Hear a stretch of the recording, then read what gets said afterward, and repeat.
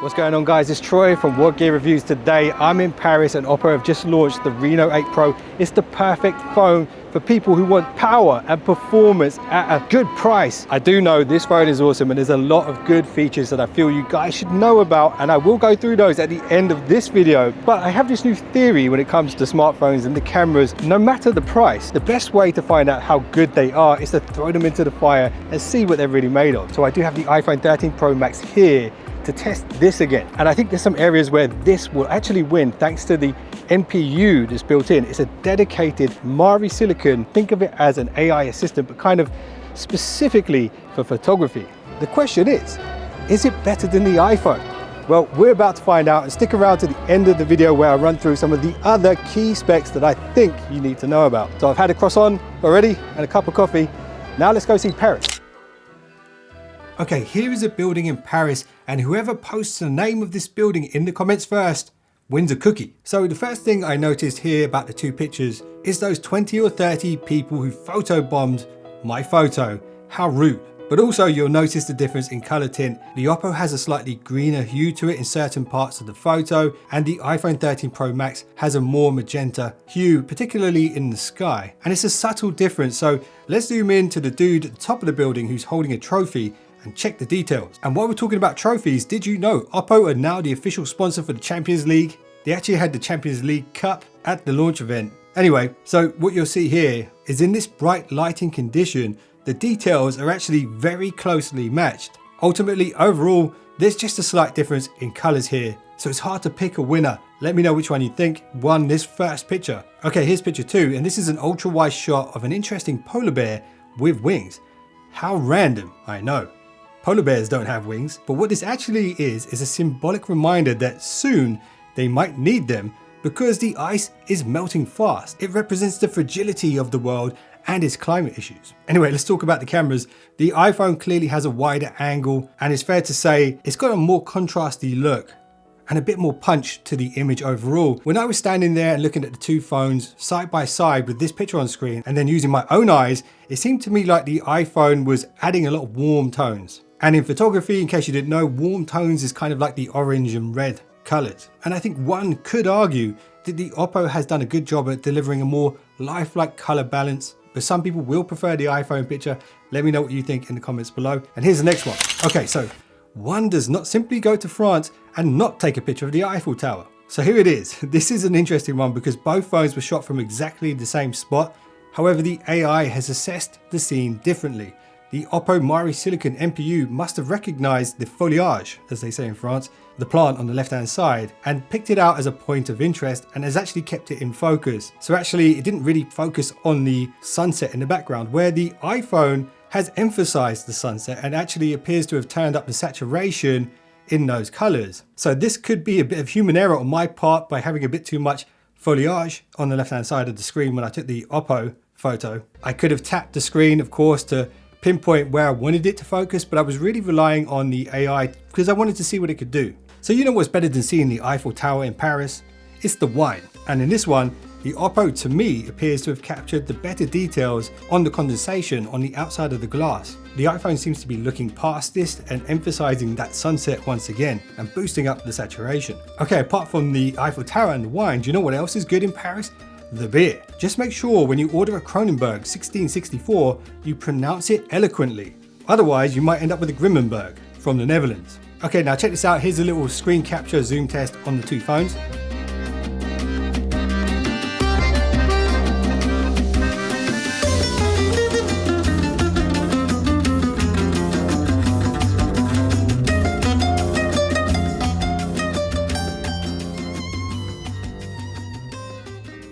So one of the taglines for the Oppo Reno 8 series is light up the night. And this is a good example of that in action. And stick around to the end of the video where we look at more night photos.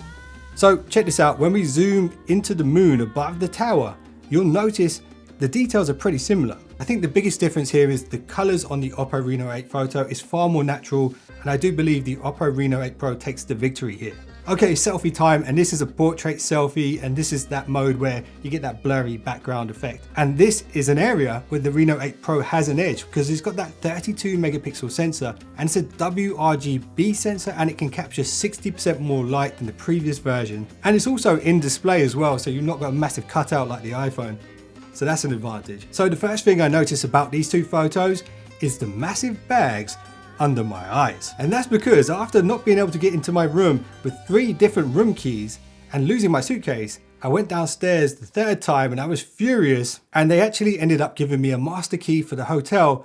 Then I went back upstairs and accidentally opened a complete stranger's door and walked into their room while they were in bed. She was not happy. And in hindsight, it was quite funny. Hashtag light up your night. So eventually I did get some sleep in the end, but not much. So check it out.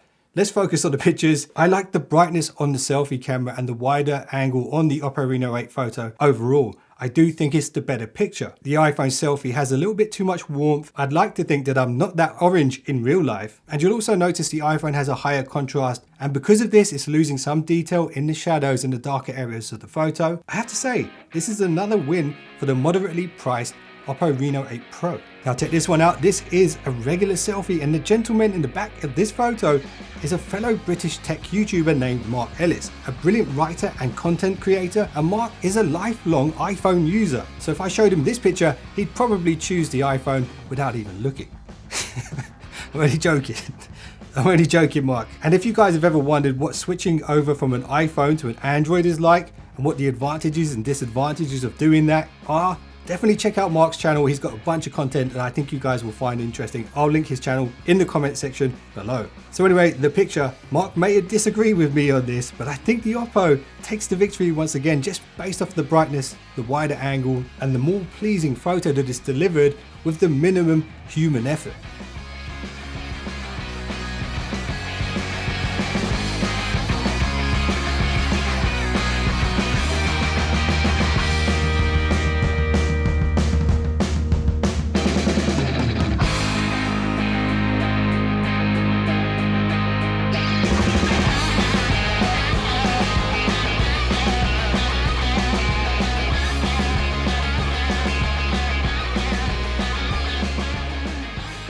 In England now for a couple more night shots to end the video, but let me know in the comments so far, how do you think the Oppo Reno 8 Pro is handling versus the iPhone? And right now you're seeing the iPhone selfie video footage.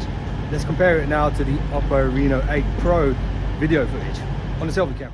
Okay, this is exactly the same spot, same lighting conditions, 4K.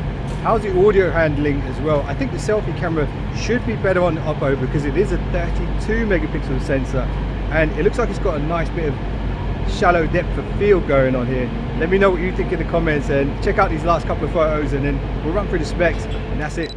So this is a picture of a statue in London, St. Pancras. And do you know who St. Pancras was? It was this poor little 14-year-old kid who was killed by the Romans for switching his belief to Christianity. That was in 304 AD. Some parts of the Bible are brutal and worse than a horror movie in my opinion.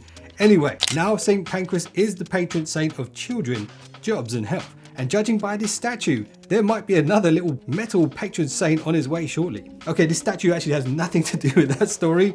It's actually a HDR test, and both phones actually perform really well, surprisingly well here. I'm going to leave this one to you. Let me know which one has the better HDR in this shot. Okay, so thank you for making it this far into the video and coming on this journey from England to Paris and then back to England again. So being able to handle HDR at night is tough. The iPhone appears to have delivered the crisper image in this one, but the Oppo's held its own, pretty good details and colors. It's just a bit softer, and that could be down to handshake during a long exposure. So you could put that down to human error. Now check this one out. This one was taken using a Gorilla Pod, so a tripod with the two phones on it, eliminating that handshake argument. Both photos look sharp here, and actually I feel like this is a win for the Oppo, and overall the details in the picture look better to me. So let's crop in and just get a closer look. So you'll notice I'm looking at my watch, and that's because you know what time it is. It's time to hit that subscribe button, or not. But I'd really appreciate it if you did. But anyway, in the picture you'll notice more detail on the concrete floor and also on the metal railings and also on my face as well. So I do think the Oppo wins this one. You might disagree. If you do, let me know in the comments below. Okay, so I think I've given you guys a pretty good demo of what the Oppo Reno 8 Pro can do when it comes to camera. I did test out the slow-mo 960 frames video stuff, and you can find that on my Twitter account. Now let's run quickly through the standout features. The Reno 8 Pro has an 80-watt fast charger in the box, 0 to 50% in 11 minutes, 0 to 100 in around half an hour. The charging tech also allows the battery health to survive 1600 full battery cycles, and that's around 4 years of continuous charging without ever unplugging the phone. And to give you some perspective on how good that is, that's actually double what most well-known phones can deliver when it comes to battery health. So the Reno 8 series is built to last. It's also got some serious processing firepower too, with the MediaTek Dimensity 8100 5nm chipset backed up with 8 or 12 gigabytes of RAM. And without boring you to death with benchmarks and all that kind of stuff, just know that this phone ranks in the top 40 most powerful phones right now on Antutu benchmark, and that's impressive for a mid-ranger. The body of the phone is IP54 rated, and it's got Gorilla Glass 5 front and back. It's got flat edges just like the iPhone, and it's got dual SIM support unlike the iPhone, and it's also got an optical in-display fingerprint reader. And whilst we're on the topic of display, it's a 6.7 inch 394 pixels per inch 10-bit Super AMOLED 120Hz with nearly 1000 nits of peak brightness, and it's a beautiful thing. And the cherry on top is the stereo speakers. And last but not least, take a look at the camera module. It's like a pillow under a freshly made bed. And that reminds me, I should probably get some sleep now. And it also reminds me of that poor lady who I woke up in Paris. Hashtag light up your night. So I appreciate you guys for watching this one. If you enjoyed it, a little thumbs up and a comment would go a long way. I'd appreciate that. And if you just subscribed, you're now one of the finest subscribers known to man. And if you want to check out my little 1-minute story about going to France, that's on screen right now. Go check that out. And there's more Oppo content to come in the future, so make sure to turn on your notifications for that so you don't miss it. See you in the next one. Don't be late.